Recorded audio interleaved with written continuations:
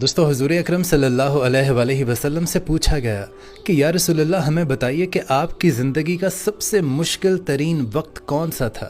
تو نبی کریم صلی اللہ علیہ وآلہ وسلم نے ارشاد فرمایا کہ جب میں نے طائف کا سفر کیا تھا، وہ سفر میری زندگی کا سب سے مشکل ترین وقت تھا۔ اور دوستو طائف میں بڑے بڑے مالدار لوگ رہا کرتے تھے، ان میں عمرو نامی شخص کا خاندان ان تمام قبیلوں کا سردار سمجھا جاتا تھا۔ یہ لوگ 3 بھائی تھے، پہلے بھائی کا نام عبد یالیل تھا،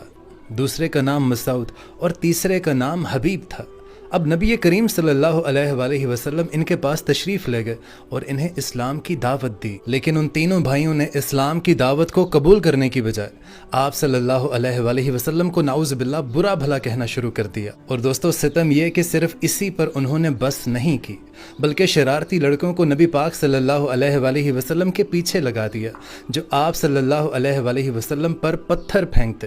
جب آپ صلی اللہ علیہ وآلہ وسلم زخموں سے چور ہو کر بیٹھ جاتے تو یہ ظالم بے دردی کے ساتھ آپ کا بازو پکڑ کر اٹھا دیتے، اور جب چلنے لگتے تو آپ صلی اللہ علیہ وآلہ وسلم پر پتھر مارتے۔ انہوں نے اس قدر نبی پاک صلی اللہ علیہ وآلہ وسلم پر ظلم کیا کہ آپ آقا صلی اللہ علیہ وآلہ وسلم کے جوتے مبارک خون سے بھر گئے، لیکن آپ صلی اللہ علیہ وآلہ وسلم اسی تکلیف کے ساتھ چلتے رہے، یہاں تک کہ ایک مقام پر پہنچ کر آپ نے حضرت جبریل امین علیہ السلام کو دیکھا، لیکن ان کے ساتھ ایک اور فرشتہ بھی موجود تھا۔ حضرت جبریل امین علیہ السلام عرض کرنے لگے کہ آپ کے سامنے پہاڑوں کا فرشتہ موجود ہے، جو آپ حکم دیں گے یہ فرشتہ وہی کرے گا۔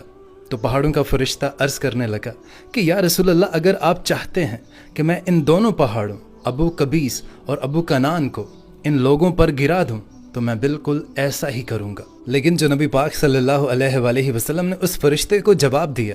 میں وہیں پر کتاب بند کی اور چند لمحے کے لیے سوچنے لگا کہ اگر ہمارے پاس کوئی ایسی پاور ہوتی، کسی شخص نے ہمارے ساتھ ظلم کیا ہوتا، زیادتی کی ہوتی، ہمیں مارا پیٹا ہوتا، اور کوئی ہمیں یہ کہے کہ ہم اس کو مار دیں یا اس کے اوپر پہاڑ گرا دیں، تو ہم ایک لمحہ بھی نہ لگاتے۔ لیکن قربان جاؤں نبی پاک صلی اللہ علیہ وآلہ وسلم نے، آپ نے ارشاد فرمایا کہ تم ایسا ہرگز مت کرنا، میں امید کرتا ہوں کہ اللہ پاک ان کی نسلوں میں سے ایسے بندے پیدا فرمائے گا جو اللہ پاک کی عبادت کریں گے۔ لیکن دوستو ابھی قصہ ختم نہیں ہوا۔